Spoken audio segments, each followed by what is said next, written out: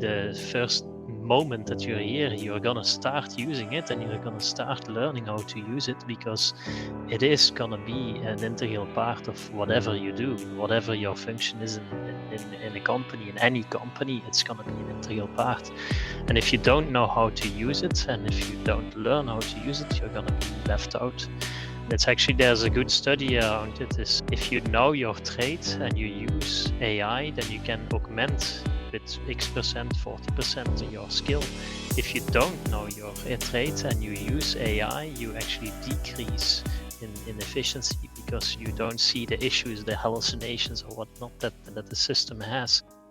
Let me invite you to sit back, drop your jaw, tongue, and shoulders, take a deep breath, and if you wish, close your eyes for a moment and feel the beat within. In a few seconds, you just jumped from your head to your heart and felt the beat within, opening up to receive even more value and fulfillment out of your business and life. And today's episode.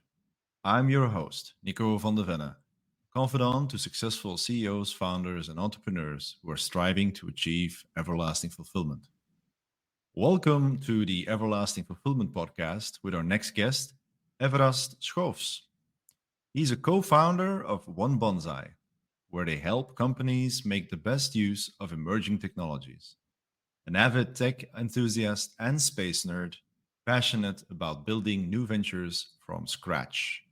Welcome to the show, Evarest. Hi, nice to meet you here, digitally over here, and thank you for the invite. It's wonderful to be here. Yeah, it's my pleasure.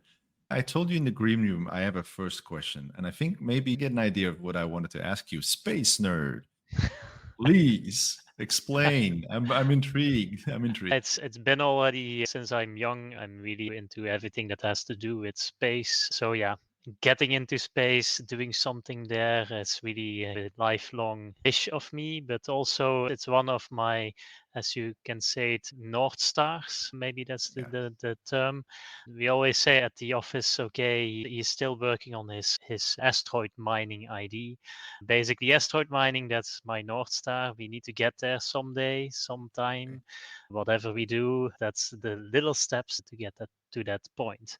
But yeah, just being able to dream of doing something in space, getting to beyond, to the beyond, that's really something to strive for. Above and beyond. Yeah, Yeah, yeah. We got a final couple of frontier. yes, indeed. We got we're throwing out cliche from sci-fi movies and series Of out here. course, that's the best. That's the best. Anybody who's into space knows Star Trek and Star Wars and any kind of related sci-fi stories. I'm also a fan of those beautiful things that makes your mind look a bit broader.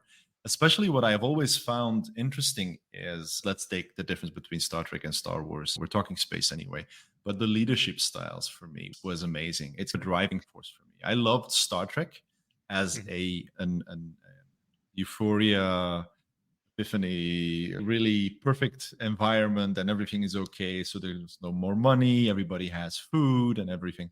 But that's nice. But that's humanism, as in Gene Roddenberry would have loved to see our world be created. But what I loved was I liked Captain Kirk, but I loved Picard because of the more leader directed subjects that were within the episodes. Not all of them that good, to be honest, from my point of view. But and then the leadership style in Star Wars was more like what reality is in a way. Let's not go too far, but more chaos like, more whatever happens, you have to tackle it.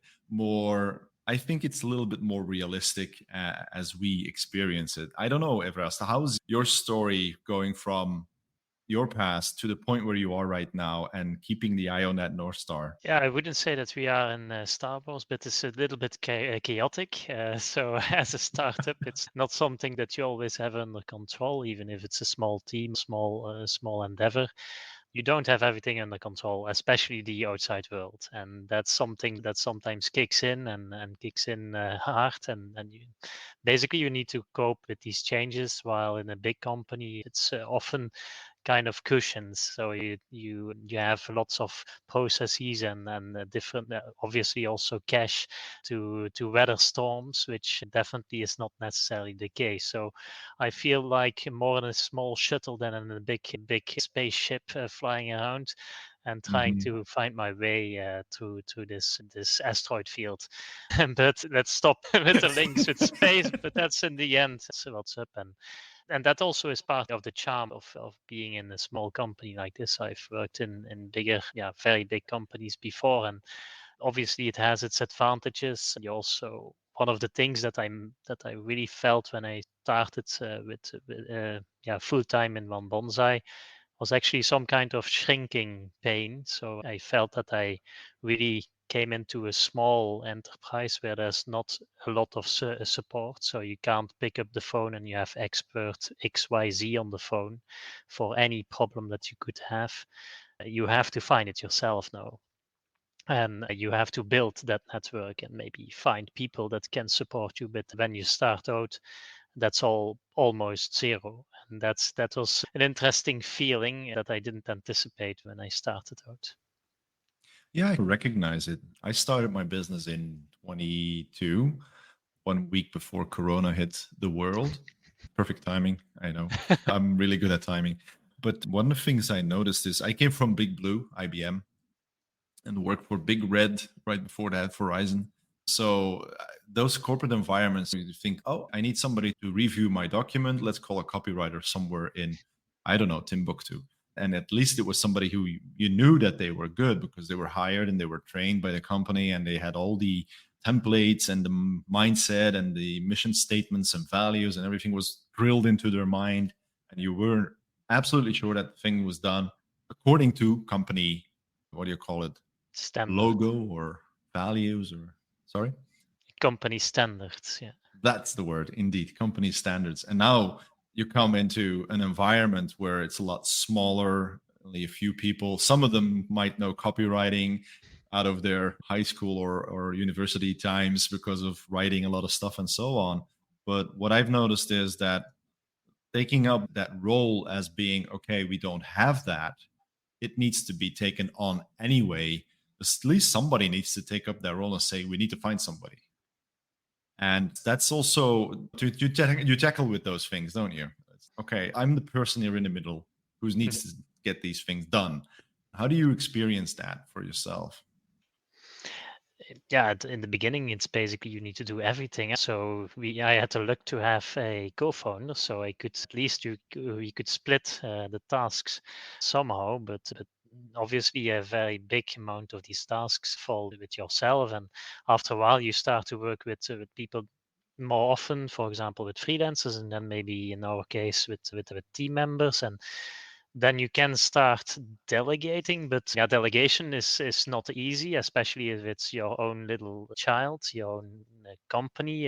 It's easier to do that if you're part of a bigger whole, and maybe also there it's mandatory to do that. While in a startup, it's very easy to keep all the heads up and basically run around like a headless chicken for months on end. And that basically happens. And I think that's normal with many people that start with the startup. It's something that you have to grow out, and I'm still growing out of it. So I'm an engineer from trade, so I like to tinker around and oh yeah, that website. Oh, let me quickly do that. Oh, that thing. Let me quickly build it. And it's not the most efficient way to spend your time, and that's something that you always need to be conscious of because it has a direct impact on the business if you keep on doing that. What's the impact on you personally? You're saying that your foundation is engineer, but you need to let these things go. What does that mean for you personally? It's not always fun. So yeah, there is some things that have to be done. Let's say administration is something that has to be done, and yeah, I'd much rather spend my time on doing something with electronics or with coding or whatnot. With AI is obviously very interesting to spend some time on. But let's be frank, the business has to roll and the sales have to happen and the marketing has to happen, and these things don't happen by themselves. So either you get people to do that for you or you will have to do it yourself. And in our case, we have people doing that, but on top of that, it has to happen also by me. And that's where the technology that I would like to work on, it takes a lot of time. It takes also time to learn the tools. And I see that's getting less and less easy to combine that with being busy with the growth of the startup. So that's a bit of a pity, but on the other hand, we also see that the startup is growing and we can do more and the team can do more and more. So it's a bit of a give and take. Mm-hmm. That's good signs. If there's growth, that's always a good sign. So you say that you have a co-founder. Is that also somebody you can have as a sparring partner for your story? How do we see that? Yeah, so if when we started out, we had a little park that we walked around in, and it was basically a park with one round of a road that came back to itself, and we could almost see our steps going deeper and deeper. How often we walked that park was incredible, and just being able to talk to somebody and to understand each other and being in the same boat, it was really important in that stage, because in my previous startup I was on my own, and when things go a little bit less good, so yeah, startup is basically a roller coaster. It goes well and then it crashes down, and then it goes better and then it crashes down. Yeah, if you don't have anybody and just a brick wall to talk to, that's not easy. So I think that really helped, especially in that phase. Yeah. So if let's say, for instance, that you would have started this company without that sparring partner, what would be the outcome at that point then? Mm, if I would have stayed alone, I would have had a mental breakdown, I think. So it's maybe a bit stupid to say it like that, but it's not easy if you're really on your own. Especially with if you do a services like a freelance that you could maybe do alone because you work specific projects. But if you really start a startup from zero and you keep on doing that on your own, you have to have a very special mindset. And I'm sure there's people who do that. For example, if you have a SaaS model and you have some kind of service that you offer to a lot of people, you can do that alone. But the type of startup that we have didn't really lend itself for that. So with if I wouldn't have a co-founder, most likely I would still have gone with a few team members that would be the first hires, and then be also confident that I could really work with more closely. I'm an introvert, but I do need people around me. So just being on my own, I almost never work from home alone. I can't do that. I need to have people around me. Otherwise, I Okay. get a bit anxious. Okay. Yeah, it's beautiful that you recognize that, because not everybody has that sight at the point where they're going, indeed staying home, working from home, and not meeting anybody. But I think it's very important to be able to go into an office and drop a subject on the table and say, okay, guys, what do you think? What are we going to do with this?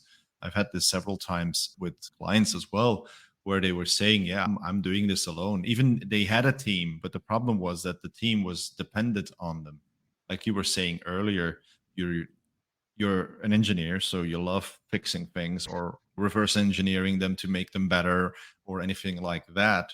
But the team themselves, in this case, were so dependent on him doing all those things that they didn't become independent thinkers. And then he was complaining that his people were not doing what he was asking or stuff like that. And I had to, guide him in a certain way where maybe I'll need to listen to my people a little bit more and give him some opportunities, and maybe make mistakes, preferably not too many heavy mistakes, but mistakes are to need to be made to improve and to learn. So if you're talking about your team at this point, how many people do you work with at this point? Internally, we are at 9 at the moment, and then we work with freelancers mostly, and depending on the projects. Mhm. Nice, that's a nice team. Wow. It's a And so small that's team, kind of, so yeah, it's but hopefully nine we can grow more, but nine it's is all. already, that's a start for many. A lot of people strive towards just having a couple of people. That I also work with a lot of VAs myself, so it's not that I have my own team. I have my Mhm. team of VAs who work with me almost weekly. I annoy them weekly, so that's my job. Yeah. But Chief indeed, annoyance officer. Yeah, that's yeah, also that's a my new one. title. That's the new term. Okay, I'm gonna use that. Thank you. But indeed, it's a part of the story, isn't it? You're the one that needs to guide them towards the strategy or the goals. And yeah, coming to goals where you were saying your North Star, mining asteroids, is it's pretty ambitious. Is there somebody who you were see as a mentor or somebody who you look up to that gave you that idea, or is this Everest pure sang? Yeah, it's already something that is in my mind since childhood. So obviously, Elon Musk is some kind of person that you could aspire to. I'm not entirely with how he is as a person, but obviously the way that he can enthusiast people and get people to move, even though he's basically an ass. That is quite interesting to see. My every step, if you set a goal, that's something that I learned when I was quite young, is if you set a goal that is far enough, that is almost difficult or impossible to reach, but you try to set every step that you do, you try to keep that goal in mind, then at least you keep going. If you say, okay, I'm gonna go to Africa, and then okay, you take a plane and you're there, and that's your end of the goal. What do you do next? Yeah, that's the end of it. So that was a bit also the mindset of that. Okay, set a goal that is really difficult to reach, but still keep it in mind. And what we do is definitely linked to that end goal, even though it's sometimes difficult to understand why the hell are we doing something. But in my mind, it's still there. I think one of the things that I find amazing for people like Elon Musk, I would say, because we have Steve Jobs and our friend from Microsoft, Billy Gates or Bill Gates or however people call him these days, and he's coming out again, so he's promoting himself again very clearly. Um, what I've always liked is they're not always the nicest person, so I want to be a nice person to the people I work with. Just be clear on that, because I know that the impact of a leader on their team, when the leader's happy, the team's happy. That's one of the things that I would love to put out there more. That a lot of leaders think they need to be directive and all that shizzle, but I think there's a balance. But what I like about these guys is they, like you said, they put audacious goals out there, but it's not about them. It's like when Elon Musk says, I want to go to Mars, and then somebody joked that he said he wants to set up a villa there and live there. To be honest, I don't think he wants to move from Earth to Mars, because I think his luxury idea is located here. But the same thing with Microsoft, with Bill Gates. He didn't only want to create a software solution, he wanted to create a solution to make office work easier, because he basically was a very intelligent but very lazy person, which was crazy. It's, huh? He reads so many books and so on, but that was his mindset. He felt he was lazy. He was doing like Mhm. 10x times stuff that other people were doing. And then Steve Jobs, with his creativity that nobody really understood what he was going for, but when the result was there, the person who has an iPhone these days, and I'm not talking about the different selections that they have right now. I have an iPhone. I used to have an iPhone 8, and I went to 13 in one go. A lot of them would say, "Oh my God, you missed out on so many things." No, that's not the point for me. The point was I found it an easy system, a very Mm. intuitive and easy system to use, where you have other cell phones who have become easy thanks to that example. And that's where I want to go with my point here, is that these guys have set an example to Mhm. make it audacious, so that we also say, wow, let's do that as well and make it audacious as well. And I hope for you as well that at some point might say, hey, we're launching today, and one of the devices that's on there is going to mine on an asteroid, or I don't think you're gonna build a rocket. But maybe this is a That's shout out to already connect taken. you with Elon. You know?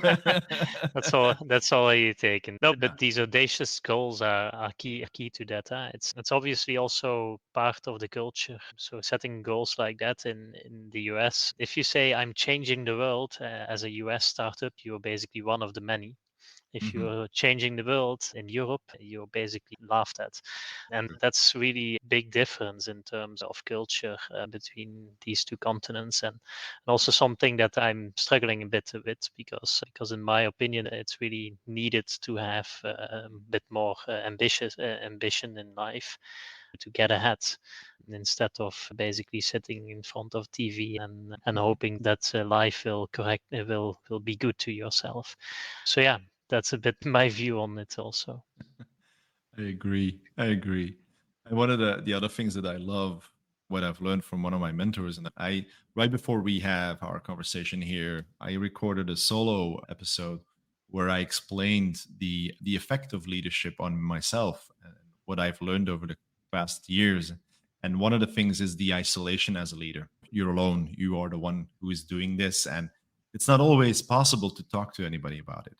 And what I've noticed is at some point you start searching for like minded, not always one on one who has the exact same thing they're doing, but like minded people in the essence of that leadership role and understanding when you're talking to employees or your team, your management team, that there is a difference. You know, there's a distance. There's no difference, but Mhm.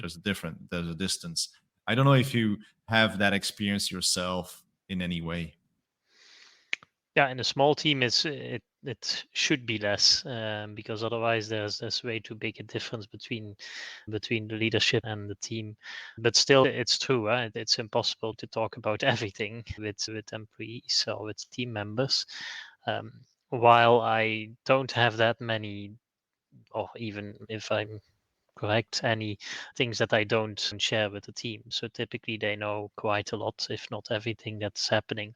And that I find quite important to try to be open, even though I get the sometimes, yeah, but we didn't know about whatever. And then I'm like, okay, just ask.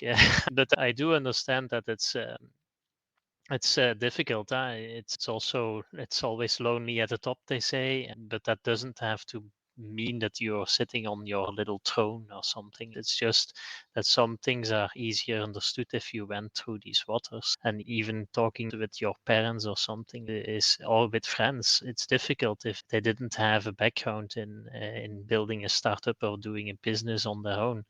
It's just a different type of life and a different type of problems and challenges that you meet. And that's typically where I find it sometimes difficult, and that I find try to find people that are indeed in the same boat. And then last thing is also you have startups, you have company people, you have scale ups, you have IPOs. All these are different, so you also need to try to find people that are in a similar phase, because otherwise they are also very disconnected, especially if you had a startup, for example, in the 2000s, and then you're talking to somebody now. Yeah, the times have changed that much that it's sometimes difficult again for them to understand why things are different or difficult or challenging. Mhm. Yeah, I get that. Yeah. Yeah, I think that the difference in these last 24 years, you have the internet bubble and the financial crisis in 2008 and then COVID come in. So there's so many things that have happened in the past that changed the world. But we're in the same country basically, and we're actually talking over a digital screen where 5, 6 years ago we would have met up, we would have set up a camera and a microphone, or not even a camera, just a microphone, and started talking to each other that way. For us as well, in a small country like Belgium, we're already switching over to a completely other mindset. And I noticed that if I have these conversations with my parents that are like halfway in their 70s, my mom sometimes says, I wouldn't want to work in the current working environment. She says, I wouldn't cope with all the speed and all the differences and all the nuances that are going on. So yeah, I get what you mean there. It's indeed a completely different story when the startup idea long ago when we are here, it's that's a serious difference right there with the Yeah. technology alone. The technology and the mindset and the way of working, as your mother says, it goes much faster. And just imagine we are already in a much faster, yeah, way of living than 5 years ago. If you add up the AI speed up that we have now in the last couple of years, yes, we are now 3 years into the AI revolution. So that that is something that is really disrupting a lot of companies, individuals, and it will only get, yeah, worse or better depending on how you look at it. But it's sometimes also something that I'm conscious about. I'm now a certain age. I'm not going to disclose my age, but just project 26, yourself. 25. Yeah, something like that. Uh, Project yourself 30 years in the future, and then you're thinking, okay, is this something? Am I gonna be Biden, or am I gonna be Trump, basically? So I'm like, oh, Jesus Christ. And that's even if you compare with how it was 30 years ago or 40 years ago. Basically, yeah, you had internet, you had a little bit of internet maybe, and you didn't have the phones, but there was already a big gap. But this gap will be so much wider and so much bigger in 30, 40 years than we can imagine, basically, at the moment. And that's interesting to think about. I find It's never. true. Yeah, it's true because I was recently actually. So my oldest son is 14. He's going from his second high school to his third. So they have this choice moment again. And I'm always thinking like they're 14 years old. Whatever, what do they know that they want to do later in life? And I didn't know at that time. I became an electromechanic because it was like my parents said, "You learn a good trade, my son, and you will get around in life." Don't ask me to put any electricity in your house because it's probably going to blow up. But anyway, just this disclaimer. But when I talked to my son about his choices, I was reflecting together with him about what's going on right now. Like you just said, AI is something of a revolution that is happening, and it's a revolution that happens in the face and under all the layers as well, because I think it's there's clear presence of AI, but there's all the subliminal presence of AI as well. I want to talk to you about that a little bit later, but what I talked to him about is what is he going to do in 5 6 years, because it's going so fast that we don't even know now. In schools they don't even know what is going to be coming at the end of these kids are they're ending their school years and then going to university. The world might be a completely different place, so if they go into one direction they might be out of date, completely out of date, because the schools they can't catch up with the whole story. Yeah, it's clear that schools have difficulty with understanding how to handle the AI use of AI in schools, while they have to. There's no way around. It's like trying to hold a dam that's just breaking in front of you. It's just not possible. The only way is to embrace it and to integrate it into the curriculum, and to make sure that the pupils are actually able to use these technologies. The same happens here in the company. Some of the interns, they said, okay, we couldn't use AI at the school, it was not allowed. I said, okay, the first moment that you're here, you're going to start using it and you're going to start learning how to use it, because it is going to be an integral part of whatever you do, whatever your function is in a company, in any company. It's going to be an integral part. And if you don't know how to use it, and if you don't learn how to use it, you're going to be left out.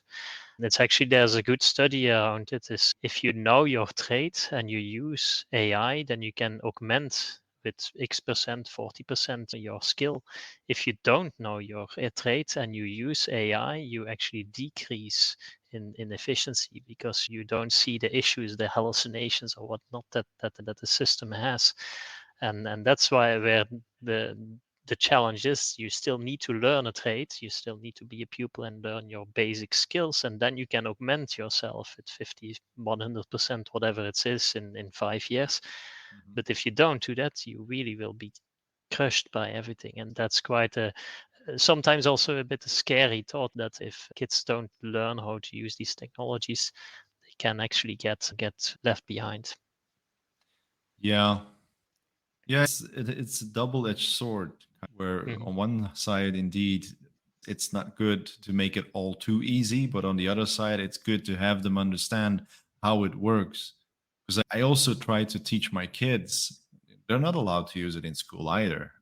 I talked to one of the teachers and said, why in God's name? I'm an entrepreneur. I use it all the time for all marketing and even for this podcast. I'm very open in this.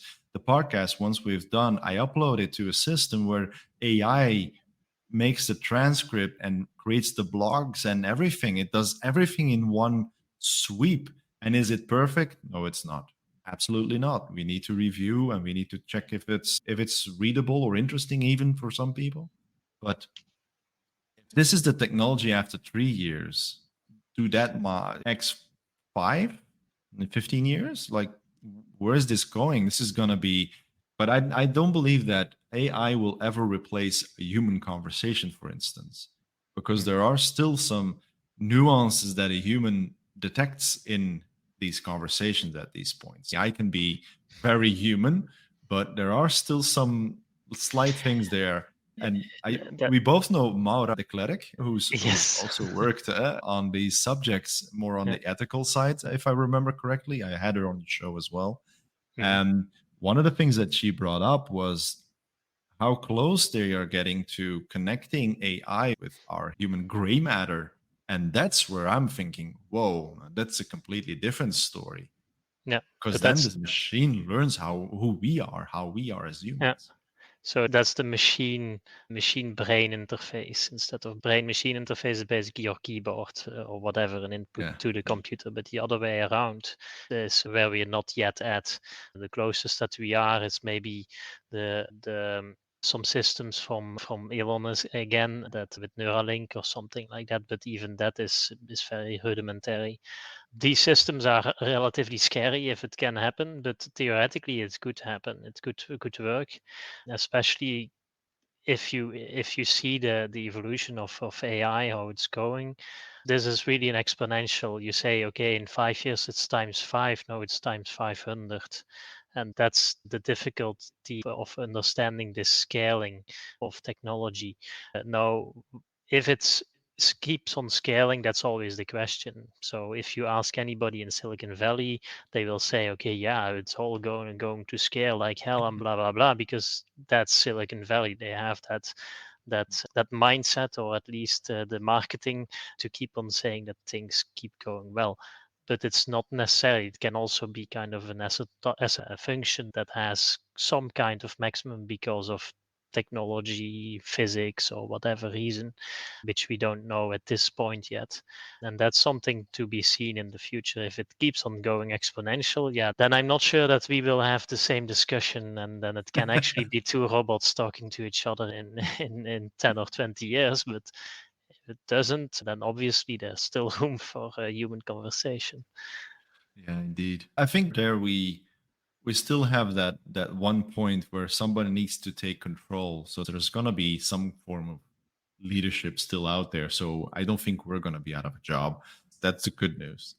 It is an interesting thing. So when I saw the GPT-3 coming out, and saw how big the jump was between GPT 2.5 and 3, I actually had some kind of existential crisis, because I was like, Jesus Christ, this is gonna really wipe out anything that we're doing in startup. This is really gonna wipe out the white collar jobs, the actually knowledge jobs. Well, before it was more like a discussion about, okay, robots are gonna take simple work in assembly lines or something. I didn't know. No, the discussion is more has really shifted, especially the last year, towards white collar work. And actually, the more knowledgeable, the more knowledge you have, the easier, so to speak, it is that it's replaceable by generative AI. And that's really an interesting paradigm change that happened rather quickly. Anybody who was a doctor or a surgeon was like, okay, I'm set for life. I'm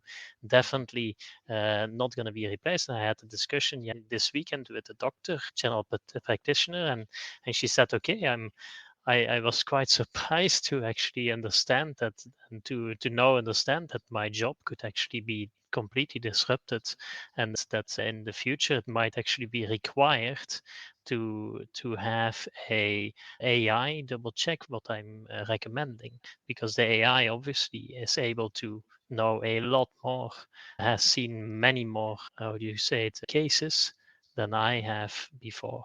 And that's an interesting way to look at it, but probably also relatively true at the moment. Yeah, yeah. I think we'll only know in a couple of years where we end up, because these kind of things, it's the same thing with the computer. In the beginning, nobody wanted it.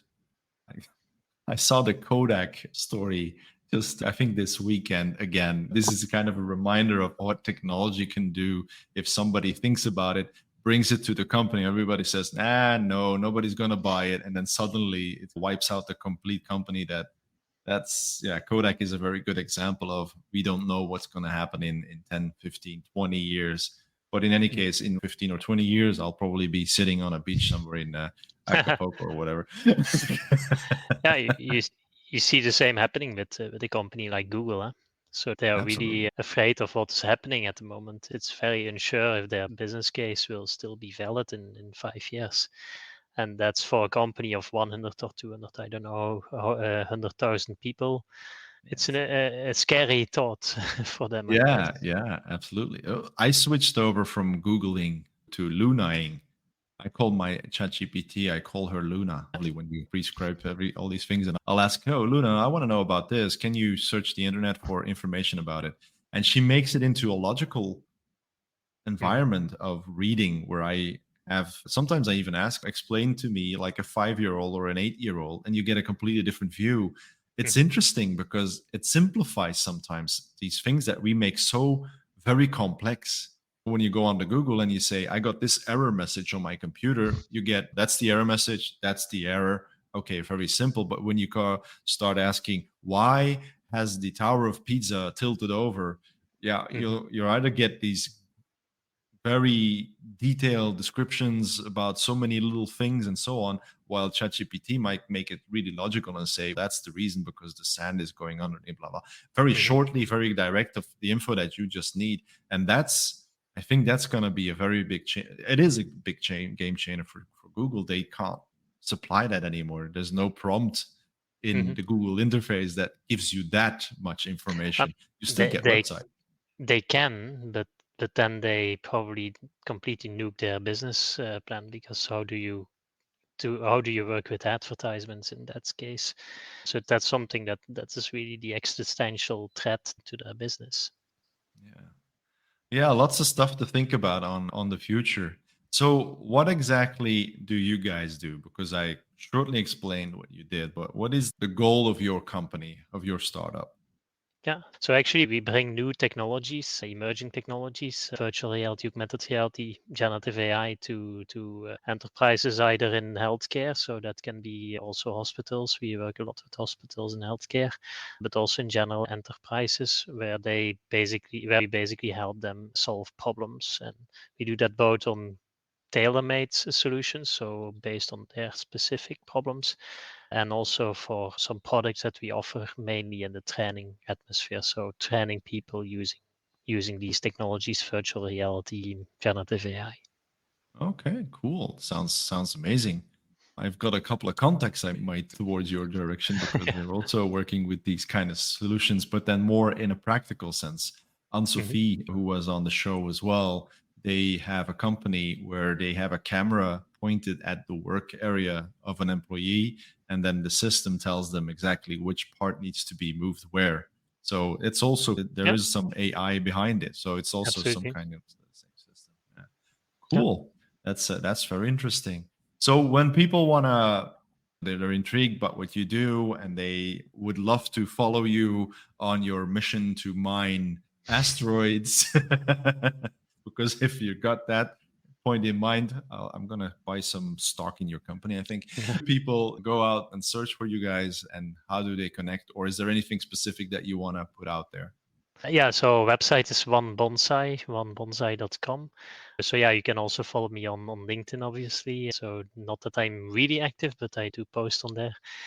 Basically follow us along. We have plenty of stuff to show on the website, things that we did for other clients and things that we are building ourselves. We are now busy with building a digital patient completely virtual that has illnesses, that feels sick, has a backstory, and that you can, as a doctor, can talk to, or as a student can talk to, and to understand, to diagnose what the issue is. So that's basically something that can be used to train new nurses or new medical students on talking with patients that get maybe also aggressive or get emotional. So there's a generative AI system behind it that basically by listening to what you do, by measuring which measurements you take of the patient, will react and will give back feedback to the students. And that's something that we are now working with a few hospitals on. Wow, that's some pretty cool stuff. I think it's got plenty of. I'm thinking about a couple of scenarios where you just basically train somebody on a new disease, for instance. Yeah. So maybe you don't know Dr. House by any Yes. chance. Yeah. So Dr. House had these weird diseases that he concocted out of his mind. So basically, what the system allows is that as an instructor, you can say, okay, this is the disease, and you describe it, and you give all the symptoms that, or the vital signs or whatnot, that you want to have in the patient. You just describe it in a prompt, then it will fill that in the digital model of the patient, and then you can give that to students to inquire and to talk to that patient. Okay, what happened? Okay, I'm sick for 4 days. Where do you have pain? Okay, in my left shoulder, and I've did and that, and then you do measurements, and then you can find out what that patient has. And that's really what we are now trying to build, is that doctors or specialists can also input their specific cases into that system so that other people can learn from it. That's some amazing stuff going on there, and I think in the future it's gonna indeed have some doctors on their tippy toes because it's gonna change a lot. Actually a way to help them figure out things that they might not have seen before. So it's also for existing doctors, it could help them to keep up to speed with some things that happen across the world, so to speak. Just imagine that you had this in the system when COVID hit, so you could have very quick a way to already start diagnosing based on if it's in the system. So new disease, okay, let's try if I can diagnose, or what do I need to look out for. And that way maybe we can hopefully learn also. Nice. Okay, thank you for taking the time. I know you got a very busy schedule. Thank you for the time, for joining us on the show and giving your experience as a leader and as an engineer, as a future spaceman. I really enjoyed our conversation. Thank you, Nico. Have a good one. Good night, everybody. Thank you, everybody, for listening. And remember to jump from your head to your heart and enjoy and feel the beat within. Bye-bye. Thank you for listening to the Everlasting Podcast. Let me leave you with a few questions to answer in the comments. How do you see the different topics we discussed during this interview? What are your thoughts? What stood out for you? Let us know in the comments or just send us your feedback. We launch new episodes weekly. Don't miss any by ensuring you are subscribed to the show. Click the follow button now. We depend on the organic growth of the podcast to inspire more and more people.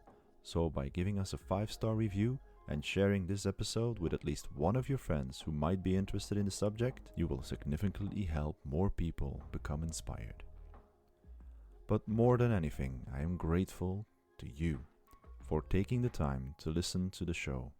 If you are also a successful CEO, founder, or entrepreneur who has inspiring words to say, feel free to contact us for an interview at contact@nicovandevenne.com. Thank you for listening. We will see you again soon with more inspirational conversations on achieving everlasting fulfillment. Thank you for listening to the Everlasting Podcast. Let me leave you with a few questions to answer in the comments. How do you see the different topics we discussed during this interview? What are your thoughts? What stood out for you? Let us know in the comments or just send us your feedback. We launch new episodes weekly. Don't miss any by ensuring you are subscribed to the show. Click the follow button now. We depend on the organic growth of the podcast to inspire more and more people. So by giving us a 5-star review and sharing this episode with at least one of your friends who might be interested in the subject, you will significantly help more people become inspired. But more than anything, I am grateful to you for taking the time to listen to the show. If you are also a successful CEO, founder, or entrepreneur who has inspiring words to say, feel free to contact us for an interview at contact@nicovandevenne.com. Thank you for listening. We will see you again soon with more inspirational conversations on achieving everlasting fulfillment.